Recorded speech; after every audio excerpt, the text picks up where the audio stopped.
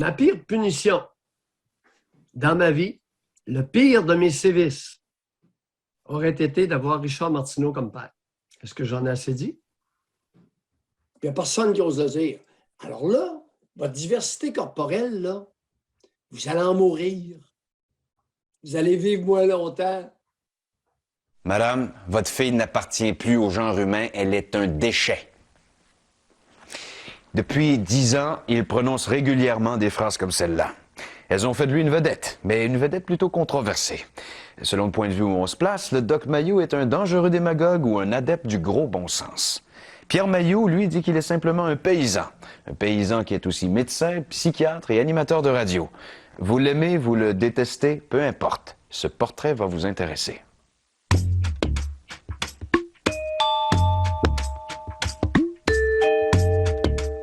On aime mon frère ou on l'aime pas. On n'est pas ambivalent. J'ai le droit de parler, j'en dis beaucoup de choses. Tu veux me traiter de fou, envoie le fort, j'ai pas de problème avec ça. C'est un bonhomme qui provoque, qui veut faire réagir les gens. Je trouve des fois qu'il est trop brusque, qu'il dit trop directement les choses, mais il dit que c'est la seule façon que les gens réagissent. Quand il y a une idée, il faut que ça passe par là. Son idée est bonne, puis c'est ça. Niaisage, là. C'est pas pour moi. Il pense vite. C'est un petit vite. Il pense plus vite que son ombre. Tu sais, déjà quelqu'un qui a dit c'est le Lucky Luke de la psychiatrie. D'une certaine façon, oui. C'est devenu un personnage, en fait. J'ai toujours respecté mon frère. Je suis pas tout en accord avec ce qu'il dit, la façon dont il dit, mais il y a des qualités en lui qui surpassent tout ça. Je connais peu de personnes qui sont autant respectueux des autres que mon père peut l'être. En dehors des ombres, il peut être très doux, très... je pense que c'est une personne d'une grande sensibilité. Mais écœurez-moi pas. Parce que si vous me cherchez, vous allez me trouver, puis rapidement avoir ça.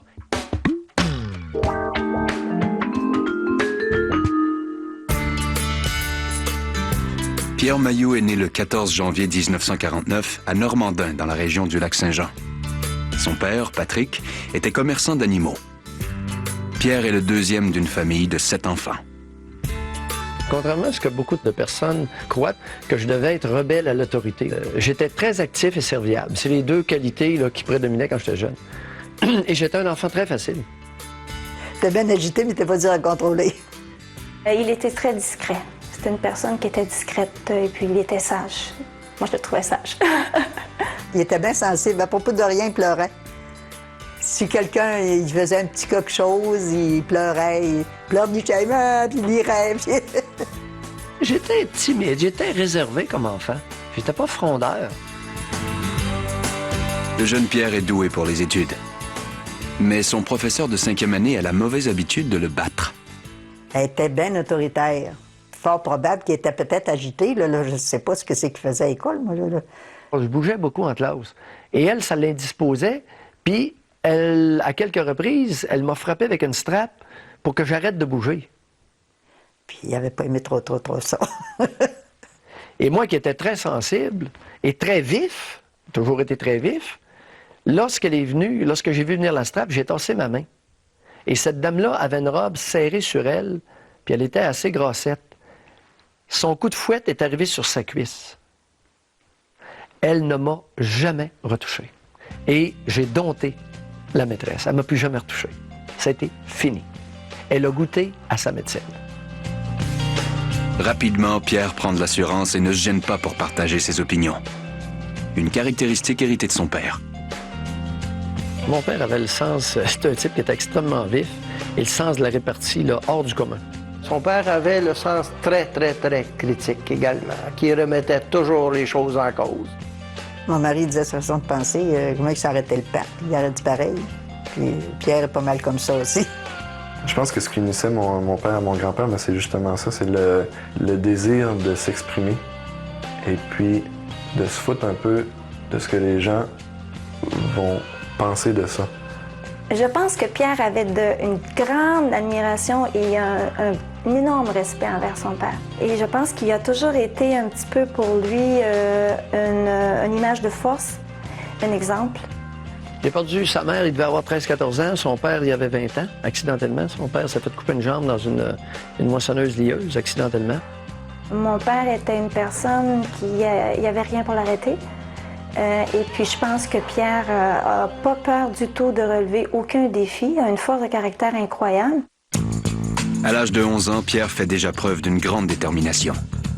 Durant l'hiver, il y a un père qui était venu faire du recrutement, un père capucin. Il était venu faire du recrutement à Normandin dans son école. Fait qu'il est arrivé le soir d'école, il dit, maman, il dit, il y a un père qui est venu, puis je m'en vais chez Père le mois de septembre. Je dis, hein?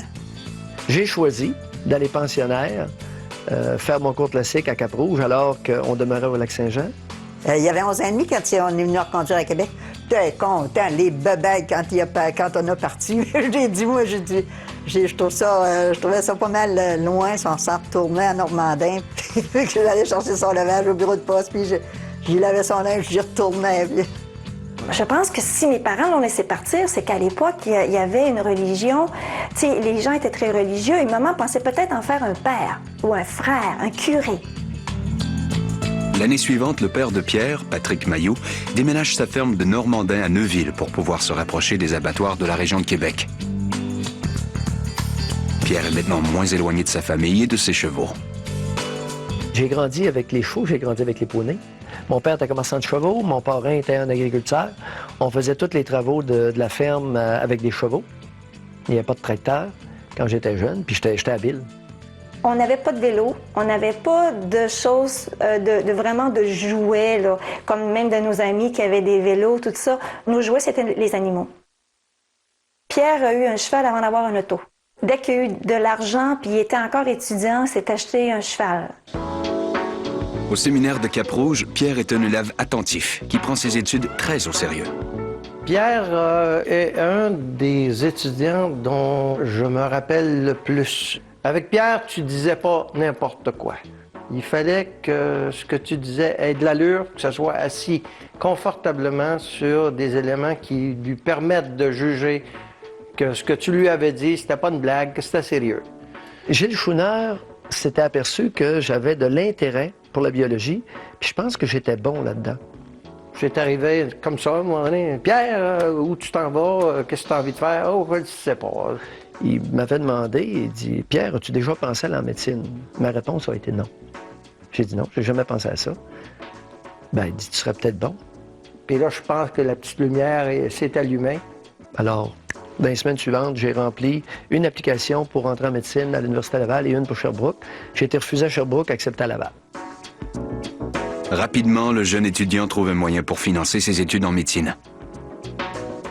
Lorsque j'ai appris en deuxième année de médecine à l'Université Laval qu'on pouvait joindre les Forces armées canadiennes, continuer notre cours de médecine et recevoir une solde, un petit salaire mensuel de 400 $, j'ai sauté là-dessus comme la misère sur le pauvre monde.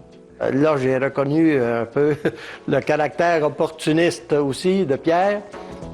Après avoir terminé ses études de médecine, Pierre Mailloux servira 3 ans dans les Forces armées canadiennes à Halifax, où il exercera la psychiatrie militaire. Mais c'est lors de sa spécialisation en psychiatrie à l'université McGill qu'il s'orientera vers les patients avec des problèmes d'ordre sexuel. Mes confrères ont vite réalisé que j'étais à l'aise avec n'importe quelle problématique, y compris les transsexuels. Ça ne me dérangeait pas. Alors j'étais capable d'accompagner ces individus-là dans leur changement de sexe sans que ça me heurte. Mais je me suis aperçu que ça en heurtait plusieurs, y compris mes confrères résidents en psychiatrie. Fait que j'ai développé une expertise là, particulière dans ces domaines-là, un peu par ricochet. C'est également durant ses études universitaires, à l'occasion d'une danse, que Pierre Mailloux rencontre Hélène, qui deviendra sa femme. J'ai vu une femme qui était de dos, qui avait des beaux cheveux, des beaux grands cheveux. Et c'était la première fois de ma vie que j'invitais une femme à danser sans lui avoir vu le visage. Alors c'est ça qui a été...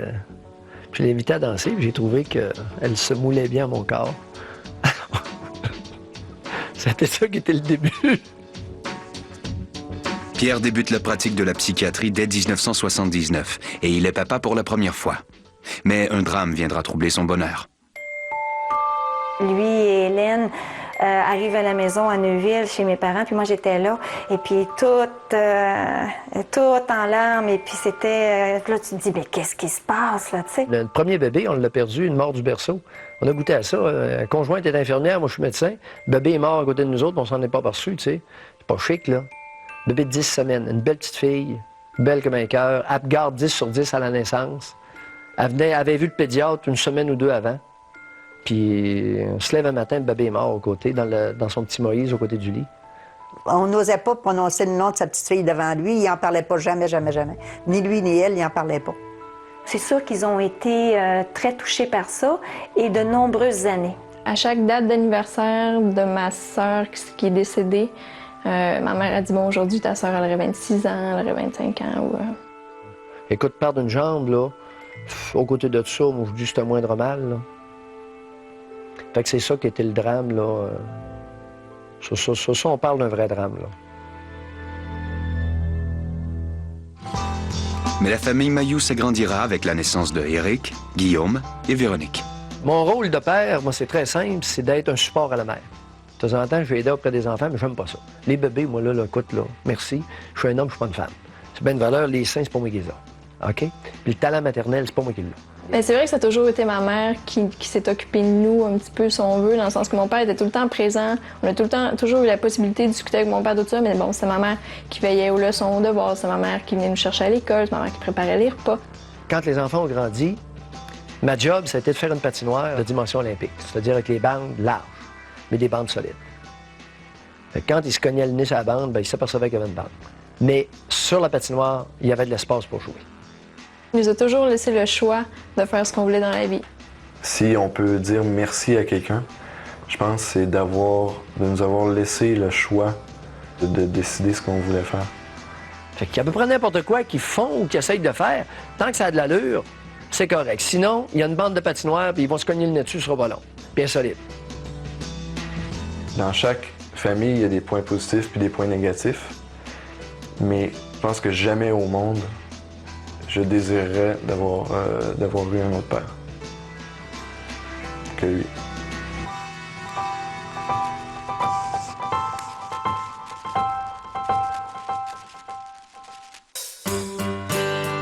Pour élever sa famille, Pierre Mayou s'établit à Trois-Rivières. J'ai déménagé à Trois-Rivières parce que ça me tentait. Il y avait une prime de 19 000 pour attirer des psychiatres. 19 000 non imposables. Écoute, ça tombait dans mes cornes. Alors, je me suis emmené à Trois-Rivières. Je me suis établi ici. Je garde des chevaux, des lapins, 56 bebelles. On a quand même une grande maison, puis l'intérieur est tout en bois. Et puis, c'est tout lui qui l'a bûché. Et j'ai fait scier 42 000 pieds de bois pour construire la maison puis l'écurie. Puis il me disait une anecdote là-dessus. Il dit, tu sais, je suis pas costaud, je suis un petit homme. Il faut penser pour transporter des gros bio comme ça. Mais j'aimais ça atteler mes deux étalons, deux petits étalons, puis je les attelais ensemble en double pour skider puis transporter le bois. Fait que j'ai bûché ça tranquillement sur 3 ans. Pégane, bouge pas, c'est ça. Il est vraiment ancré dans les valeurs de la terre. C'est un homme simple. C'est un homme très simple. On me traite d'habitant plus souvent qu'à mon tour. Et c'est pas un jeu que je joue, je suis comme ça. Je suis un paysan. Et je m'attache à ma parcelle de terrain, puis j'aime bien en prendre soin. Si tu savais combien de fois dans ma vie que je me suis fait traiter de fou, Pierre là, Mayou n'a pas la langue dans à sa tous poche, les non, niveaux, monsieur. Il a même tout par un des caractère. psychiatres. Vous allez le voir au retour. Qu'est-ce de que vous voulez que je vous avant même dise? d'être animateur de radio, il est- Jamais j'ai même pensé leur intenter une poursuite. Marquez bien que s'il avait été devant moi, il y aurait peut-être une claque sur la gueule, par exemple. Ça, là-dessus, je réponds du revers de ma main, oui. Un psychiatre qui va me traiter de fou en pleine face, il va avoir une claque sur la gueule, ça, c'est... Puis je vais lui dire après, va appeler la police. En 1983, il donne une preuve de plus à ses détracteurs lors d'une manifestation à l'hôpital Sainte-Marie de Trois-Rivières lorsque des grévistes lui bloquent la sortie du stationnement à l'aide d'une voiture. Là, ben, je dis, tasse l'auto, on va dîner. Il dit, l'auto est là, puis elle va rester là. Ah ben, calvaire. J'embraye, mon pick-up, bang, dans l'auto. Écoute, Ticaz vient de me dire que l'auto va rester là. M'en tasser l'auto, moi. Ça sera pas long. Ça, c'est le genre de choses qu'il faut pas faire avec moi. OK? Réaction pure typique de Pierre Mayou. Il y avait une grosse employée qui était devant l'auto. Elle a tombé à terre.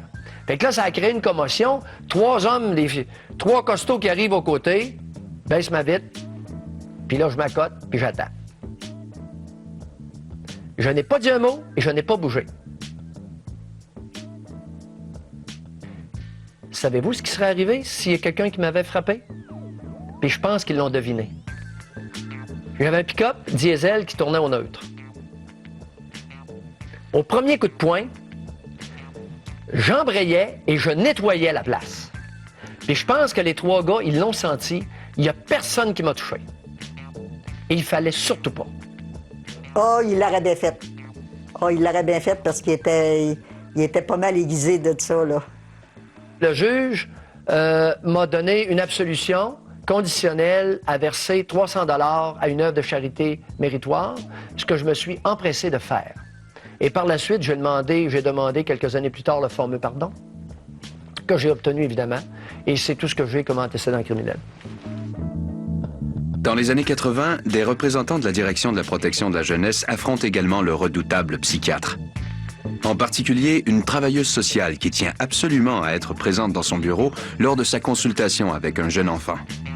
Je lui ai dit, tu sors de mon bureau, OK, sinon je te mets mon pied au cul. Elle n'a pas aimé ça. Elle était froissée. Alors avec son patron, cette charmante dame, cette gentille dame, a porté plainte au Collège des médecins. Ils m'ont envoyé une lettre, puis ils ont dit, Docteur Mailloux, essayez de soigner votre langage. Puis je dis, généralement, il est bien soigné, mon langage. Ça dépend qui embarque sur mon orteil. Et cette jeune représentante de la DPJ, à mon humble avis, écrasait mon orteil. Quand il sait que c'est vrai, faut pas que personne lui pisse ses pieds parce que c'est vrai, c'est vrai. Coupe pas après le monde me chicaner. Il y a une chose, par exemple, c'est que ceux qui me cherchent, ils me trouvent vite. Ça c'est peut-être vrai, par exemple. Et généralement, ça prend pas beaucoup plus que 12 à 15 secondes. Pierre a aussi réagi rapidement avec les motoneigistes qui passaient sur sa propriété. Les motoneigistes passaient régulièrement et puis ils brisaient les clôtures et puis il n'y avait pas de crainte là, de passer puis de briser des choses. Et ça le fâchait énormément. Écoute, ils voulaient pas que les skidoo passent à la terre. Puis, écoute, ils sont venus, fait qu'il leur a expliqué à sa manière qu'il voulait plus qu'ils reviennent. Je prends ma 303, je charge la 303, je m'en vais dans le trail de skidoo qu'il avait fait. Il avait tout coupé les broches, évidemment. Les 2 premiers qui sont arrivés, colle ma 303 sur moi. J'ai dit, c'est quoi votre nom, vous autres? Prends son nom. C'est un bonhomme avec sa femme et ses 2 filles sur l'autre skidoo. Puis je dis, maintenant, vous tournez de bord puis vous ne revenez plus jamais ici. C'est-tu clair? Son père l'avait averti, il fait bien attention de tirer sur les autres parce qu'il dit tu vas te faire ramasser, ça sera pas long. J'ai pas pointé la carabine sur personne, je l'ai gardée collée sur moi, mais elle était chargée, c'est vrai. Il dit qu'il était prêt à tirer dessus s'il continuait, mais je pense pas qu'il l'aurait fait. Hein. Et si on avait essayé de foncer sur moi en skidoo, ou des manœuvres comme ça, ben, je me serais défendu. Le 8 mai 1984, le caporal Lortie fait irruption dans l'Assemblée nationale avec la ferme intention de décharger son arme sur les politiciens. Cette virée sanglante se solde par 3 morts. Cet incident malheureux sera également une opportunité pour le docteur Mailloux de faire ses preuves comme expert témoin devant les tribunaux. Le premier psychiatre à comparaître ce matin, le docteur Pierre Mailloux de l'hôpital Sainte-Marie de Trois-Rivières. Il était un des rares psychiatres qui connaissait le monde militaire.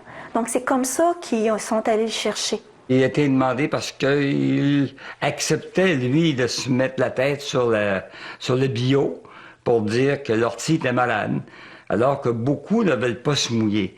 J'ai beau être seul contre 7, je crois que c'est moi qui ai raison. Et j'avais raison.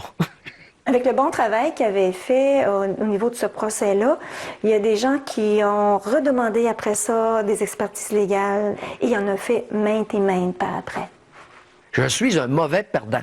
J'aime pas perdre. Alors, quand je vois devant les tribunaux, tu peux être sûr qu'il y a beaucoup d'avocats qui ont réalisé ça. Quand je témoigne comme expert dans une cause devant les tribunaux, ils aiment ça voir Mailloux, parce que Mailloux, c'est un mauvais perdant. Et il va se forcer le derrière pour ne pas perdre. Il va se forcer le derrière pour que son point de vue soit retenu. Il va se forcer le derrière pour, s'il y a une faiblesse dans le point de vue de l'autre, il va le déceler. Bien, c'est ça, être mauvais perdant. Il n'y a pas juste des mauvais côtés, être mauvais perdant. La vie professionnelle et personnelle de Pierre Mailloux est au beau fixe. Mais en septembre 1988, un accident tragique bouleversera sa vie à jamais. J'avais accouplé une jument et il y a une dame, une Suisse allemande, qui est venue avec ses 2 filles, qui a acheté le poulain, puis j'allais porter le poulain avec mon camion, mon trailer, et eux étaient en avant de moi, puis à un moment donné, ils ont manqué de gaz. Bon. Il y avait un bidon d'essence et il a mis de l'essence dans son automobile. Et pendant qu'il vidait l'essence, il s'est fait coincer. Il y a une auto qui est venue le frapper, puis il s'est fait coincer entre les 2 véhicules. Le ZOUF, un bien-être social de 34 ans, nous avait pas vus. C'est ce qu'il a dit. Puis il nous a rentré dedans 50 000 à l'heure. Alors la mère, elle a tiré ses 2 filles dans le fossé. Puis moi, j'avais le dos tourné, ça fait qu'il m'a arraché une jambe entre les 2 bumpers, à 50 000 à l'heure. Il savait très bien que sa jambe était finie. Elle traînait, là, il traînait sa jambe. Donc, elle ne tenait que par un lambeau du quadriceps. Donc, à ce moment-là, il a tout de suite enlevé sa montre et puis, je pense qu'il a enlevé même son autre botte de cow-boy. Et puis, il a appelé tout de suite son épouse, puis il a dit « Appelle tel orthopédiste à l'hôpital, c'est lui que je veux. » Puis il dit « Je m'en viens. » Puis après ça, il était malade aussi avec ça. Il a fait une espèce d'un cancer du sang, là. Il devait avoir des injections parce qu'il y avait beaucoup trop de plaquettes dans son sang. Et ça avait des effets secondaires. Donc, ça changeait ses humeurs. Mon père se choquait facilement parce que toutes les choses qu'il faisait par lui-même, il pouvait plus le faire. Maintenant, fait que c'est nous qui le faisions, puis parfois, c'était pas à son goût comme lui aurait voulu. Donc, le climat était parfois tendu. J'ai vu une différence dans son état d'âme. Mais je pense pas qu'il s'est laissé abattre par ça. Je crois bien que s'il n'aurait pas été capable de faire de cheval, de faire de la selle, ça l'aurait peut-être déprimé, mais il disait, si je peux être capable de faire de monter sur mes chevaux. Je m'étais déprimé, j'accepte. C'est frustrant, mais qu'est-ce que vous voulez que je vous dise? Avant, je courais plus vite, je marchais plus vite, je faisais tout plus vite. Là, je fais tout plus lentement. C'était un bonhomme fonceur. C'est un bonhomme qui a pris les choses en main et qui a assumé complètement son handicap. En rétrospective, je dois dire que j'ai découvert de moi-même que j'avais une capacité de résilience assez exceptionnelle. Mon père était peut-être comme ça aussi, puis ma mère jusqu'à un certain point. Dans notre famille, ce sont des individus qui sont capables d'accepter des épreuves importantes, particulièrement mon père. C'est un individu qui avait une capacité d'accepter. Tu sais, c'est le chêne et le roseau. Dans ma famille, malheureusement, nous ne sommes que des roseaux, mais nous savons nous relever. Quelque temps après son accident, Pierre Mailloux veut réintégrer son poste à l'hôpital Sainte-Marie, où il s'était fait quelques ennemis. Comme il ne peut réintégrer son poste à temps plein, il est congédié. Il porte alors plainte à la Commission des droits de la personne. Devinez quelles ont été les conclusions de la digne avocate de la Commission des droits de la personne. Elle a conclu, et elle m'a dit, elle dit, Docteur Mailloux, a dit, nous concluons que vous avez eu ce que vous méritiez. Malgré cette défaite, le docteur Mailloux rit dans sa barbe, car quelques années auparavant, il avait contracté une excellente assurance salaire. Je recevais 82 000 $ non imposables par année d'assurance salaire. On convient-tu que j'en avais en masse pour vivre? Parce que j'ai toujours été très frugal, contrairement à mes apparences. Là, je ne dépense pas, moi. Des culottes, ça dure 20 ans, puis une chemise, celle-là, là, tu peux être sûr que dans 15 ans, je l'ai encore sur le dos. Hein. Je les use jusqu'à temps qu'elles deviennent quasi transparentes. Notre camion, avant de le changer, on l'a gardé 15 ans. Il y avait de la rouille après. Il aime l'argent, mais il dépense pas beaucoup. Il dépense à peine. Il voyage pas. Son linge, c'est ma mère qui l'achète. Et il fait peu de dépenses. Un an après son accident, un collègue psychiatre qui prend sa retraite lui offre son poste à l'hôpital Comtois de Louisville. J'ai commencé là en 89 et je fais toujours des cliniques externes depuis 1989 à l'hôpital Comtois de Louisville et je n'ai jamais eu de problème gros de même. Alors, contrairement à ce qu'on essaie de faire croire, que je suis un chicanier, un conflictuel, inacceptant de l'autorité, non. Je sais ce que j'ai à faire et je ferai très bien avec les personnes respectueuses. Gilles Proulx, André Arthur, Jeff Fillion. Au Québec, on aime les animateurs de radio qui ne mâchent pas leurs mots. Mais il nous manquait quelqu'un comme le Doc Mailloux. Et c'est CKAC qui va le découvrir. Pierre Mailloux pratique la psychiatrie, continue d'être sollicité comme expert témoin devant les tribunaux et accorde de plus en plus d'entrevues aux médias. quand il arrivait quelque chose dans l'actualité, moi, je l'ai vu appeler les journalistes. Pas pour créer la controverse, mais pour exprimer ce qu'il pensait. C'est d'ailleurs de cette façon que André Chevalier, à l'époque directeur de la programmation chez Radio Média, le remarque. André Chevalier, au printemps 95, m'appelle, me demande, conversation a duré 1 minute et demie au maximum. Docteur Mailloux, avez-vous déjà pensé faire de la radio? J'ai dit non. Il dit, seriez-vous intéressé par ça? J'ai dit non. J'ai rappelé Pierre une autre fois, en lui offrant encore une fois l'émission. Il m'a dit non. J'ai suggéré qu'il prenne des psychiatres de Montréal, parce que je n'étais pas tellement intéressé par cette histoire-là, moi. Et j'ai persisté. Et la 3e fois, j'ai dit, je veux absolument te rencontrer. Il dit, OK, c'est beau. J'ai demandé, ça paye combien? Il dit, êtes-vous des pauvres si vous êtes capable de payer? Ben, il dit, on parle de 85 000 pour une émission d'après-midi. C'est 85 000 par année. Il dit, wow, vous êtes sérieux? Quelques semaines plus tard, Pierre m'a rappelé en disant, bon, je suis prêt à l'essayer, mais sentez-vous très à l'aise. Si ça fonctionne pas, on va arrêter ça là, puis on n'est pas plus mauvais amis. Alors là, j'ai accepté de faire des petits démos, puis on a commencé. Le 23 ou le 25 août 1995. Vous allez le voir, vous vous asseyez avec lui. Pierre n'avait aucune expérience radio, mais 0 expérience radio. On donnait des fois ce qu'on appelle des cues en ondes à Pierre en lui disant, bon, OK, il te reste 1 minute, Pierre, pour compléter. Lui, il répondait en ondes au metteur en ondes, oui, OK, c'est beau, je t'ai compris. Alors, c'était pas vraiment le produit qu'on voulait. Mais rapidement, Pierre prend de l'assurance et impose son style personnel. Les drogués, ils nous en passent des bonnes, puis les conjointes de drogués, ils nous en passent des bonnes aussi. Je pense que tout ce monde-là devienne des fiefs menteurs. On parle à Monique. Bonjour, Monique. Bonjour, Janine. Janine Ross, la co-animatrice de l'émission Doc Mayou, travaille dans les studios de CKAC à Montréal. Tandis que Pierre Mayou lui donne la réplique à partir de la station CHLN à Trois-Rivières. Bon. Non, hey, là, Janine, hey, allô? Oh! Moi, on m'a pas demandé de tempérer les affaires. Moi, de toute façon, j'aurais jamais voulu entrer dans cette émission-là puis jouer le rôle de censeur ou de frein, parce que on va s'entendre, Pierre est un bronco. Il va peut-être rire s'il entend ça. C'est pas endiguable quand il parle. Hey, je vous demande pas si c'était le tout, je vous demande ce que vous avez ressenti. Ça fait 40 fois que je vous le dis. Peut-être que c'est ça que ça veut dire, J'ai l'impression Pierre. que vous avez de la misère à comprendre. Pierre. J'essaie de vous... Je pense que des fois, il aime ça donner des bons coups, ça casse la coquille. Moi, je respecte ça. Moi, je respecte ça. C'est sûr qu'il y en a qui sont sonnés, des fois. Oui, sûrement. Que je m'en ai donc voulu. Ben, vous avez raison de vous en vouloir. J'espère que vous allez vous en vouloir longtemps et que vous allez passer les 15 prochaines années à réparer ce que vous n'avez pas fait. Pierre, c'est arrivé à quelques occasions où il a fait pleurer des gens en ondes. Moi, je disais, Pierre, c'est trop, je veux pas que tu fasses ce genre de choses-là. Elle avait juste à crosser le bonhomme ou à le sucer, puis ça aurait fait pareil. Elle était méchante, la maudite. Oui. Quand il est à son programme, il y a bien des choses que j'aime pas, mais je l'écoute pas. Fait que, de même, je me monte pas la tête puis de dire, ben, fais pas ça, je me le laisse faire. C'est lui.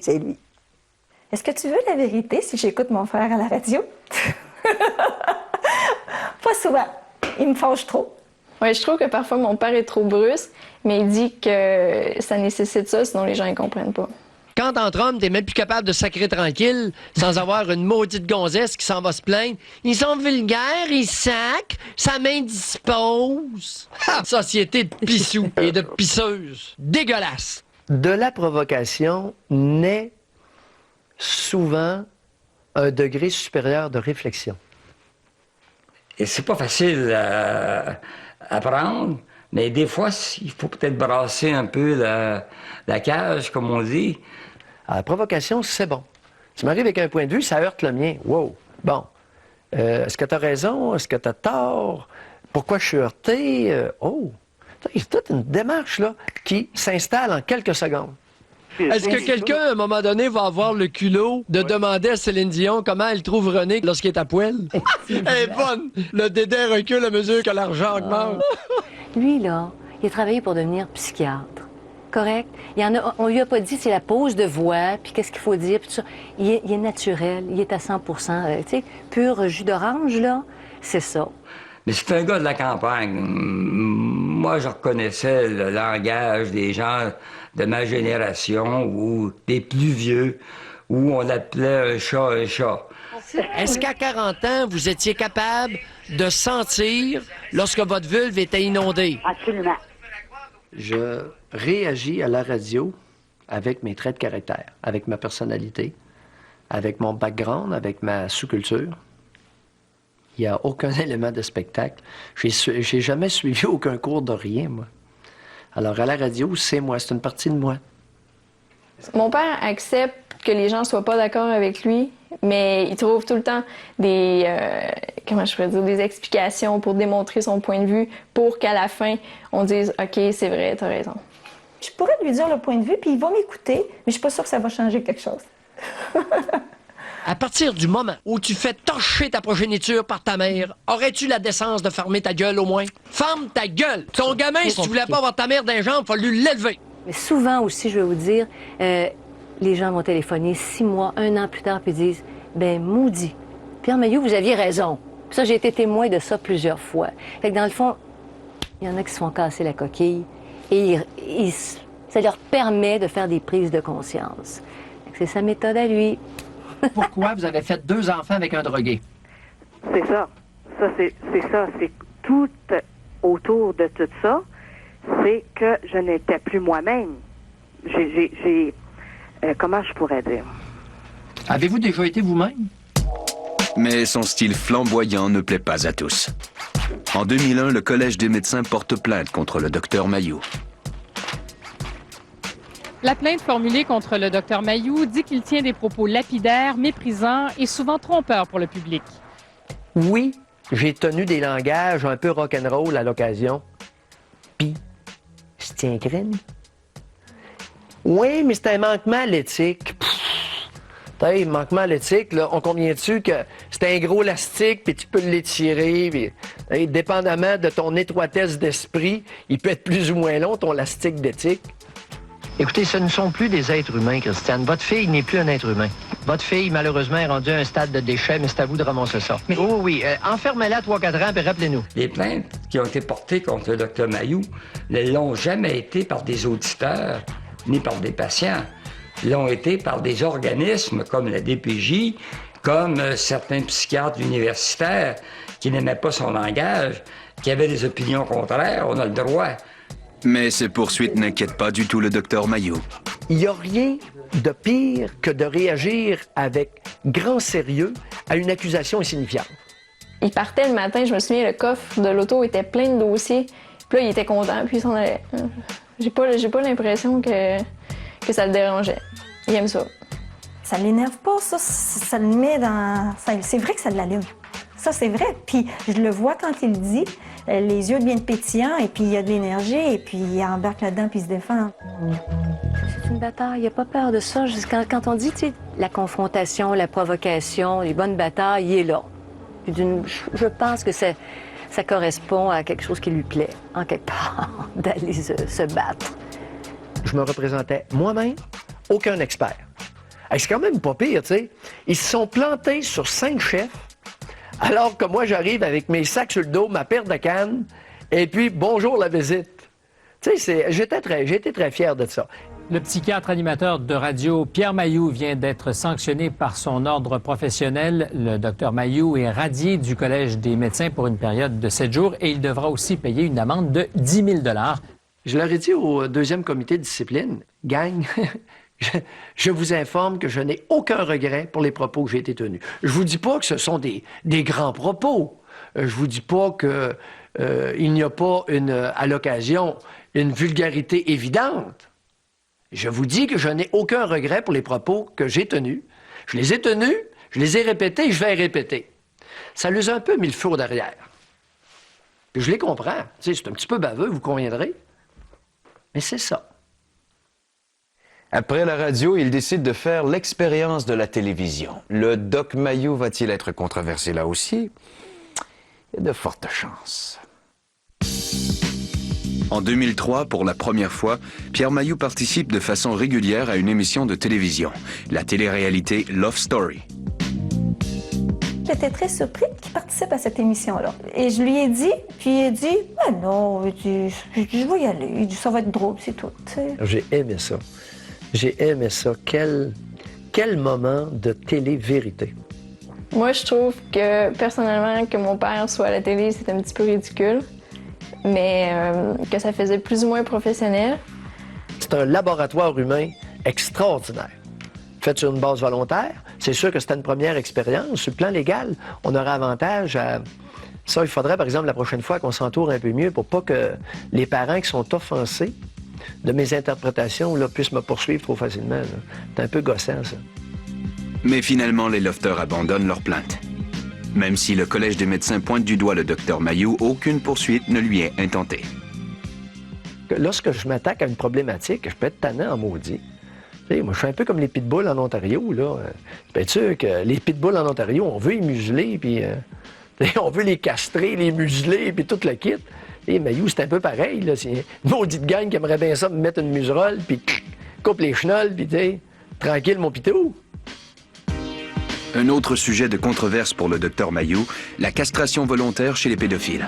Une cause ardemment défendue par le psychiatre. Les hommes, sur le plan physiologique, ressemblent beaucoup aux animaux. Et les bonnes femmes, les dames de Sainte-Anne de la psychiatrie, d'ailleurs, sont incapables de tolérer cette pensée-là, me traitent de toutes sortes de choses et affirment que la sexualité des hommes, c'est d'abord et avant tout dans la tête. Alors que moi, je prétends que l'origine de la sexualité masculine, c'est d'abord et avant tout entre les jambes. Un grand différent scientifique que peut-être un jour nous réglerons. Habitué depuis longtemps aux poursuites, Pierre Mayou a trouvé le moyen de s'en prémunir. Je me suis départi de tous mes biens. Alors, au fur et à mesure que je gagnais de l'argent, écoute, Hélène a participé à la construction de la maison. C'est elle qui l'a contractée. La maison est à toi. Au fur et à mesure qu'on élevait des chevaux, les enfants participaient. Les chevaux sont aux enfants. Alors, je me suis ramassé en 92 avec mon vieux cheval et un vieux camion. C'est tout ce que j'ai. J'ai rien. Alors, le prix à payer pour être gueulard comme je suis, c'est de rien avoir à son nom. Rien. C'est le prix à payer. Le Doc Mayou, de retour à l'émission. T'es venu il y a quelques années. En janvier 2004, le docteur Mayou fait à nouveau la manchette. Lors de son passage à l'émission Les Francs-Tireurs, il se vante de n'avoir jamais payé d'impôts. Pourquoi tu penses que je paye pas d'impôts? Pourquoi? Parce que je considère que c'est un vol. Quand je gagne une pièce, c'est à moi ma pièce. OK? C'est pas à toi. J'ai été 30 ans sans en payer. Alors, j'ai utilisé le peu de cervelle que j'ai pour me créer des abris fiscaux. Mais les moyens pris étaient ceux aussi que la société nous permet de prendre. C'est avec son salaire obtenu lors de son service militaire que le jeune Pierre Mayou trouve un moyen de ne pas payer d'impôts. À partir du moment où j'ai eu mon 400 pièces, là, j'ai dit j'ai un salaire. Alors, puis il y avait un petit peu d'impôt là-dessus. Ça fait que j'ai commencé à acheter des animaux. 1 veau, 2 veaux, 3 veaux. Et là, j'ai commencé à vouloir élever des animaux. Et les dépenses qui étaient générées étaient déductibles de mon revenu. Par la suite, c'est grâce à l'exploitation de sa ferme expérimentale et l'élevage de chevaux que Pierre Mayou réussira à sauver de l'impôt. Si tout le monde fait comme toi, qu'est-ce qui va arriver? Excellent. Ça va être excellent. Alors, regarde les pays où on paye le moins d'impôts. Les pays qui fonctionnent beaucoup mieux. Tu sais, c'est une tradition chez nous de ne pas payer d'impôts. Alors, mon père, lui, il avait pour son dire, des taxes, j'en paye assez. Quand je gagne une pièce, c'est à moi. Je t'ai dit que l'impôt, c'est un vol. Je ne participerai pas à ça. OK. C'est-tu clair? Là, ça a pris tout mon courage pour vous appeler. Hein? Allez-y. Bon, parce que je vis... Après 10 ans d'animation sur les ondes de CKAC, son émission Doc Mayou est toujours aussi populaire. Mais son horaire chargé ne l'a pas empêché d'écrire 3 livres, de continuer ses expertises devant les tribunaux, de pratiquer la psychiatrie et de s'occuper de ses chevaux. Il y a quand même un gros handicap. Puis, malgré ça, il est hyper actif, des compétitions, la maison, tu sais, dans ses limites à lui, là. Il fait de l'entraînement physique aussi. Tu sais, il s'entraîne, puis il est impressionnant. Mais je mettrais au défi n'importe qui de le suivre, hein. C'est un gars d'action. Il part avec les béquilles, il s'en allait chercher ses chevaux, puis embarque par là, ça y va. Mais cette vie active lui laisse peu de temps pour les activités sociales.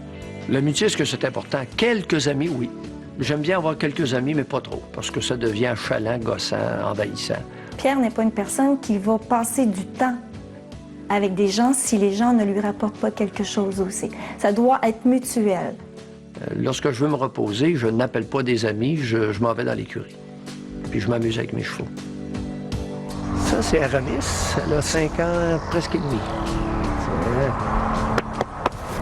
J'aime mes chevaux beaucoup plus qu'un paquet d'êtres humains, bien évident. Ça ne me gêne pas de le dire. Il y a certaines de mes bêtes qui sont autrement plus fines qu'un paquet de monde. Ça, C'est peut-être pas une personne qui va parler beaucoup de ses sentiments. Parce que pour lui, quand il parle l'amour, il va dire qu'il ne croit pas à l'amour, puis Mais, tu sais, dans le fond, c'est une personne que son geste va dire beaucoup.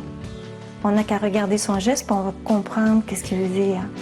Qu'il t'aime, il se remet de sa façon de le dire, mais il ne dira pas aux gens « je t'aime, jamais, jamais ».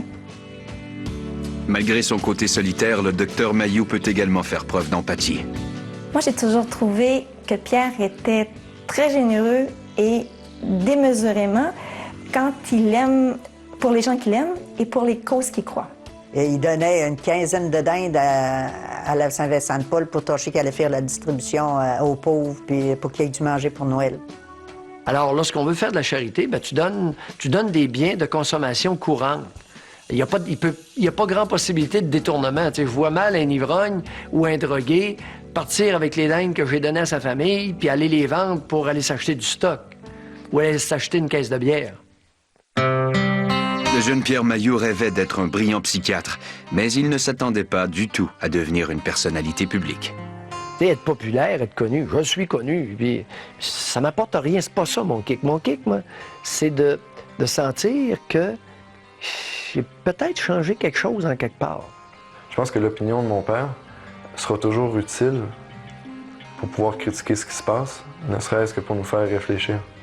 C'est à sous à Rochon avant, mais là, c'est rendu à sous à Couillard. Il se passe ça, les sous d'un à l'autre. N'importe quand que la station Radio-Média me dit « Mailloux, reste chez vous, on t'a assez entendu. Pas de problème, je vous tanne plus. » Mais c'est le public qui va décider, par exemple. Sachons, mesdames, remercier un bon pourvoyeur une fois de temps en temps. N'est-ce pas, Caroline? Elle fait 10 ans. La 10e saison à la radio. Hey, c'est pas chaque après-midi, chaque jour, 5 jours par semaine, à déblatérer, à faire le pit plus souvent qu'à mon tour. Mais c'est un privilège extraordinaire. Hey, je serais blessé si le public voulait plus m'entendre. Parfois, mais à l'occasion, je les comprendrais. C'est pour ça qu'il y a du monde qui chiale contre moi des fois, puis je dis pas un mot. Je les comprends. Je suis pas toujours commode, là. Qu'est-ce que vous pensez de ça, docteur? Je vous crois pas. Ça se peut pas. Pierre va continuer à faire ce qu'il aime, vivre de ses passions, et puis il va faire un vieillard très heureux, très satisfait, et des défis, il va en avoir jusqu'à la dernière minute. J'aime la psychiatrie, j'aime élever des chevaux, j'aime gueuler. J'ai rien d'autre à vous dire.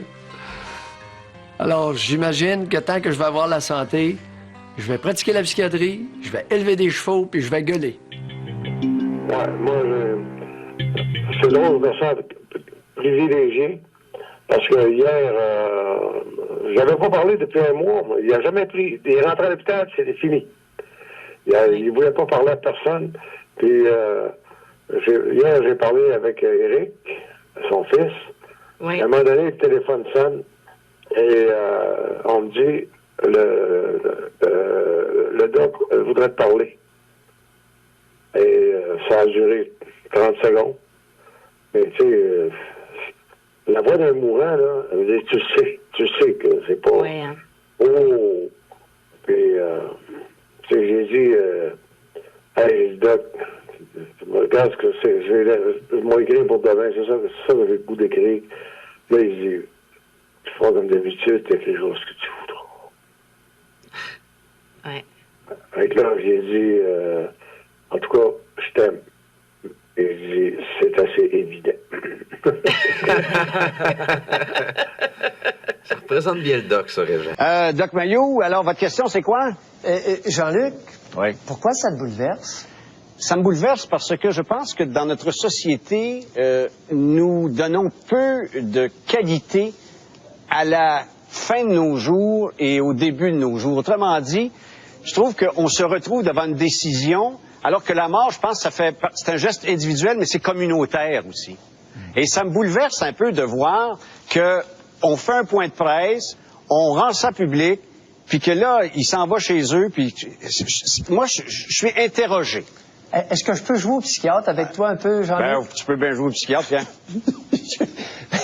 J'ai l'impression que ce que tu viens de dire est une belle tentative de rationaliser Bien sûr. une angoisse existentielle. Bien sûr, la fin des jours. Le grand scandale de la vie, c'est la mort. Ben, est-ce qu'il est possible que la raison pour laquelle ça te bouleverse, c'est que ça vient te chercher? Bien sûr. Et on n'est pas si loin que ça de cette période-là. Autrement. Ah, c'est pas pour la durée du temps qui me reste à vivre, c'est toujours sur la finitude, la fin. Oui, c'est à ça que je référais, Jean-Luc. OK, parfait. Oui. Bien sûr. Moi, je suis toujours interrogé par la fin de nos jours. Ben oui, et Jean-Luc, sur ce point-là, tu es tout à fait normal. Mais merci beaucoup, Doc. Est-ce qu'on peut continuer? Oui. Est-ce que ce geste-là, justement de le dire, de l'annoncer, est autre chose que une décision personnelle ou si on n'extrapole pas pour en faire un geste politique? Oui, puis tant qu'à le faire, aussi bien être utile à quelque chose que cette souffrance-là est servie. Et là-dessus, j'ai beaucoup de respect pour ce monsieur-là. D'ailleurs, il ne s'agit pas d'un cas d'euthanasie. Non. Il ne s'agit pas d'un cas de suicide assisté. Pas du tout. Jean-Luc, à mon humble avis, d'après ce qu'on en sait, il s'agit d'un individu qui a choisi du moment de mourir. Oui, et il a son droit de le faire maintenant. Et je suis content que la police d'Ottawa ne s'émoustille pas sur ce cas-là, parce que là, j'aurais pas été content du comportement de la police, là. L'autre dimension, de prendre et d'amener avec nous 50 personnes, puis lui dire c'est le dernier repas. Comprends-tu quand ils vont arriver au café, ça va être pesant? Non. Non? Non. Écoute, Jean-Luc, je vais te parler un petit peu de jouer au psychiatre avec toi, mais je vais jouer au psychiatre avec moi-même. Livrez-vous, Doc. Oui. Jean-Luc, j'ai eu l'occasion de voir mon père décédé d'un cancer il y a 2 ans. Oui. Et j'ai vécu ça de très près, comme enfant de ce parent-là. Je dois te dire que s'il avait pris cette décision-là, ça m'aurait pas bouleversé du tout. De la même façon que sa souffrance ne m'a pas bouleversé. Je me suis pas sauvé, je demeurais très près. Absolument. Ma conjointe et moi, on est demeurés très près. Et on l'a accompagné là-dedans, on a tout fait pour qu'il soit confortable, parce que la souffrance m'aurait dérangé. Alors on a essayé le plus possible de le rendre confortable et on a attendu la fin. Il y avait une sérénité qui s'était établie ou installée. Pour vous, en tout cas. Oui, parce que ça a toujours été une bonne relation. Okay. Alors c'était la fin. Je te dis pas que c'est facile. Non. Je te dis pas que j'ai pas eu de la peine à certains moments, mais... Ça n'a rien à faire avec 100 cœurs, pas 100 cœurs, peine, pas peine. Non, mais d'aucune façon, ça n'a généré en moi une angoisse existentielle. Je me suis dit, vois-tu, au lieu de se révolter contre ce monsieur-là, si on en profitait pour apprivoiser notre propre mort qui va venir éventuellement. Et que la mort fait partie de la vie. Ça sauverait, Jean-Luc, des tonnes de pelules au Canada. Oui, je comprends. Merci beaucoup, Doc. Bye. Merci bien. Alors, Doc Mayou, parlez-nous justement des conséquences pour un jeune enfant là, qui a 2, 3, 4, 5 ans, puis qui grandit dans des familles d'accueil. Est-ce que ça fait pas quelqu'un de poqué, nécessairement? Non, ça dépend. C'est du cas par cas. La situation est assez complexe, comme dit Isabelle ce soir, et un des dangers, une des mises en garde que je ferais, c'est l'incompétence des services sociaux au Québec. Alors, on parle de changer une loi alors qu'on sait que les services sociaux, la DPJ, c'est rempli d'histoires d'horreur. C'est ça qui m'inquiète énormément. On parle, à l'heure actuelle, il y avait une prémisse, un énoncé qui est tout à fait faux dans le reportage de tout à l'heure où on dit qu'on fait tout pour retourner les enfants dans leur famille biologique. Mais c'est pas vrai. Ça fait 25 ans que je suis impliqué régulièrement dans toutes sortes de dossiers de ce genre-là et c'est absolument faux. Donc, on priorise pas les parents naturels, mais on priorise quoi ici au Québec? Ça dépend. Non, c'est un free-for-all. Au Québec, il n'y a pas de ligne. J'ai l'impression que j'ai étudié à McGill et du côté anglophone, il y avait beaucoup plus de rigueur dans les services sociaux. Du côté francophone, et c'est pour ça que je dis régulièrement qu'on a besoin vraiment d'une enquête publique sur les services sociaux au Québec. La qualité moyenne du travail est tellement pourrie que c'est inquiétant. Et lorsque vous parlez de faire des lois, des ci puis des ça, vous me faites peur parce que les services sociaux, c'est à peu près n'importe quelle bonne femme qui est là-dedans. À Doc Mayou, je comprends pourquoi il y a personne des services sociaux qui veut venir s'asseoir ici ce soir. Ben, je pense qu'ils étaient au courant de votre position. Mais oui, mais... Écoutez, vous avez été expert conseil pour la défense, faut-il le rappeler, dans ce procès. Il y en a eu 3 procès dans l'affaire Lortie. Expert conseil... Tout le monde, le lendemain matin, disait « Mayou, c'est un maudit raciste. C'est une chemise brune. » Ben oui, mais je le sais ce que je suis. Je ne suis pas raciste. Qu'est-ce que tu veux que je te dise? Moi, je le sais ce que je suis. Les gens, ils ont le droit de penser ce qu'ils veulent, mais il y a une affaire, par exemple, il faudrait qu'ils écoutent ce que j'ai dit. Est-ce qu'on a cette tendance ici au Québec, vos confrères médecins, dont vous êtes assez critiques, ça je le sais, est-ce qu'ils prescrivent trop d'antidépresseurs? Définitivement. Ça n'a aucun sens. Ce qu'on vient d'apprendre, là, puis moi-même, je ne le savais pas, j'ai appris ça, puis j'ai été presque assommé, 15 des Québécois seraient aux antidépresseurs. Ça fait du Ça représente, on dépasse le cap du million. Il y aurait 1 million de personnes au Québec qui prennent des antidépresseurs. Et ça, Denis, ça n'inclut pas tous ceux qui sont à l'Ativan et au Rivotril, puis au Xanax. Qui ne sont pas des antidépresseurs, c'est anxiolytique. Oui, c'est un anxiolytique, ça. Aïe, aïe. Alors, c'est énormément de monde. Oublie pas que l'Ativan, c'est le 4e médicament le plus prescrit au Québec. Mais est-ce que c'est si efficace que ça, des antidépresseurs? C'est très important, l'émission qu'on fait ce soir, parce que j'ai eu beaucoup de courriels, il y a plein de gens qui se font... Tu sais, tu vas voir le médecin, puis tu dis, oui, j'ai quelque chose, mais alors, tu prends des premier antidépresseurs. point qui est assommant, qui est renversant, c'est le nombre global, c'est la quantité. 1 million de personnes qui se seraient fait prescrire des antidépresseurs au Québec en 2009, c'est hallucinant. Deuxième point, c'est l'indication. Ce qui m'a frappé là-dedans, c'est que les 2 diagnostics principaux, la dépression majeure et le trouble anxieux, représenteraient seulement 30 des diagnostics allégués sur lesquels on a prescrit. Tu comprends? On soigne, j'aimerais juste faire la nomenclature. Vous donner une idée. On soigne divers types de maladies avec les antidépresseurs. Voulez-vous la nomenclature de Maillot? Oui, oui, parce que je vais Les commenter. antidépresseurs sont utilisés dans le traitement de nombreuses maladies mentales. Les troubles de l'humeur, les troubles anxieux, la schizophrénie et les autres psychoses, les troubles de la personnalité, les troubles de l'adaptation, les troubles alimentaires, l'insomnie, les troubles du développement, les troubles d'abus de substances, les troubles déficitaires de l'attention avec ou sans hyperactivité, la démence, le délirium et les autres troubles cognitifs et les troubles de l'impulsivité, les maladies non psychiatriques comme la fibromyalgie, la neuropathie diabétique, les troubles génitaux féminins, l'éjaculation prématurée, l'incontinence urinaire et l'énurésie, les syndromes douloureux chroniques, les lésions de disques intervertébraux et les autres problèmes de dos, la cessation tabagique, la syncope neurocardiogénique réfractaire aux thérapies standards et d'autres maladies du système nerveux. Bon, aïe, aïe! Oui, mais... Écoute, est-ce que c'est vraiment la potion magique d'Astérix? Non, ça, c'est pas du tout la potion magique. Écoute, les 2 diagnostics principaux. Le premier, antidépresseur, c'est contre la dépression. Alors, ton premier que tu as mentionné, la dépression majeure, oui, lorsqu'elle est sévère, ça fonctionne, c'est un bon traitement. Les troubles anxieux, certaines personnes, ça va les aider. Au lieu de donner de l'Ativan et du Rivotril, on peut donner un antidépresseur, il n'y a pas d'accoutumance, on ne se drogue pas avec ça. Alors, c'est déjà pas si pire. Les autres, la schizophrénie, écoute, c'est marqué dans le CPS, si tu donnes un antidépresseur à quelqu'un qui est en train de faire une schizophrénie, tu vas empirer sa schizophrénie. Tu ne l'améliorera pas s'il ne prend pas déjà un antipsychotique. Alors là, c'était... Oh, allons-y, mollo. Josée Arsenault, bonsoir. Bonsoir. D'abord, toutes mes sympathies. Bien sûr, vous avez travaillé avec pratiquement jusqu'à la toute fin. Son état de santé s'est vraiment détérioré rapidement, là. Ah, ça a été fulgurant. Moi, le 14 décembre, en fait, c'était notre dernière émission sur notre Patreon Libre et sans tabou. Il toussait beaucoup dans les derniers mois, je dirais. Il avait perdu un petit peu de poids. Puis nous, on pensait continuer notre émission pendant tout le temps des fêtes, pas prendre de congé. Le doc aimait pas ça, prendre des vacances. Puis finalement, il est rentré à l'hôpital. Il est hospitalisé 3 semaines. Il a demandé l'aide médicale à mourir. Et c'est ce matin à 11 h qu'il est décédé.